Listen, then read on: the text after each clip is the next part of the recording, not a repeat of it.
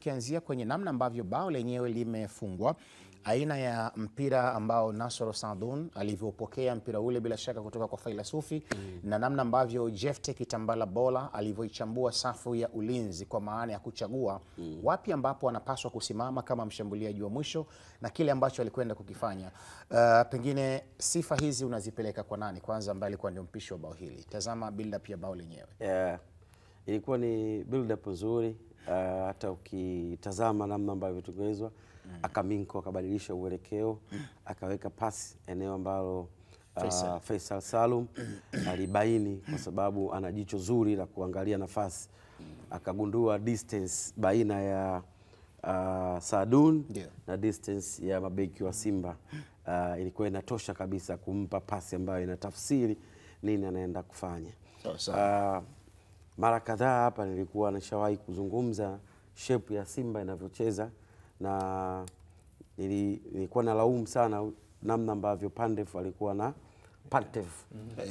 Dimitri Pantev alikuwa anatumia ile style ya timu kunyang'anya mpira, ambao nilisema mimi kwangu ilikuwa hainivutii sana, ambapo wakati Fei anaweka mali, angalia hata hii pia nyingine Kitambala Bola inafanana vile vile anafanya Faisal, inafanana vile vile nawekwa mali pembeni, eneo ambalo lilikuwa linawapunguza Simba kutoka kwenye eneo la pembeni kuja kwa ma center back wa katikati, ambao sasa ilikuwa ni ngumu kuweka uwiano wa kuweka mzania sawa baina ya namba ya wachezaji wa Azam pamoja na nyinyi ambaye mnalinda ule mpira usiingie kwenye madhara. So unasifia zaidi akili ya mwalimu Ibenge, kwa sababu Akaminko hakuanza mchezo, Saadun pia hakuanza mchezo.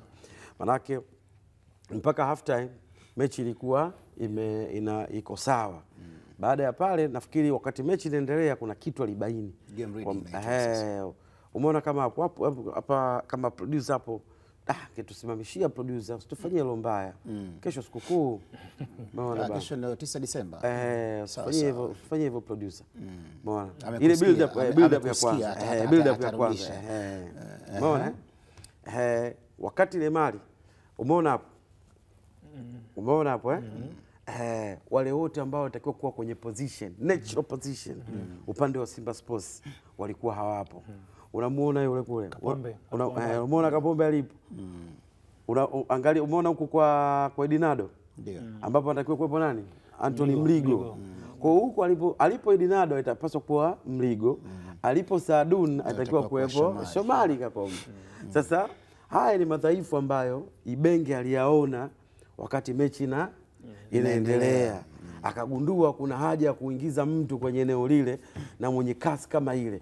Kwa wakati ile pasi inapigwa, huyu anaanza kusprint kuingia katikati, tayari Edinado kaingia kwenye position ambapo hakuna mtu mwingine ambaye alikuwa ni yeye na goalkeeper, ni yeye na nyavu na kuangalia namna nzuri anafanya. The same to goli la kwanza ilikuwa hivyo hivyo. Wakati Akaminko anapokea mali katikati, alitazama upande wa kulia, akaona hata kuna watu wengi, akatani, akarudisha upande wa kushoto.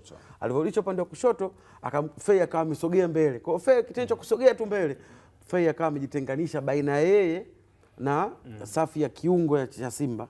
Alivyopewa pasi, Fei akutumia nguvu kubwa, akapiga through ball kwenye half space, akakimbia Saadun naye bahati nzuri wakati anakimbia akanyanyua macho kabla hajapiga mpira, alivyorudi akaweka mali njiani, akamkuta Kitambala akafunga goli. Sasa zile ndio njia ambazo tulikuwa tunajaribu last week kuangalia Kitambala ni mzuri kwenye nini. Kwa tunaeleza hapa kwenye through ball Kitambala anaweza kawa sio mzuri sana, na anaweza kazua mijadala kwamba alisajiliwaje huyu kabisa. Umeona? Lakini kuna mipira ambayo yeye ni bora sana, tapping kama zile na mipira ya cross. Hiyo tutakuwa tuna mention Kitambala kama ni miongoni mwa mastreka bora ambao wamepata kuwa nao Azam msimu huu, si ndio? Lakini sio kwenye mipira ambayo utamfanya Kitambala bora aanze kudribble, ageuke, atani, angalia. Hiyo ni kazi kubwa sana kwake unampa. Lakini mipira ya tapping kama hii, mimi naamini ukimwekea Kitambala bora kwenye nafasi 5 atafunga 3 au atafunga 4. Huyu ni Rashid Khamis, unaweza kumta pia the heavyweight pandit akimaliza hivyo Jefte.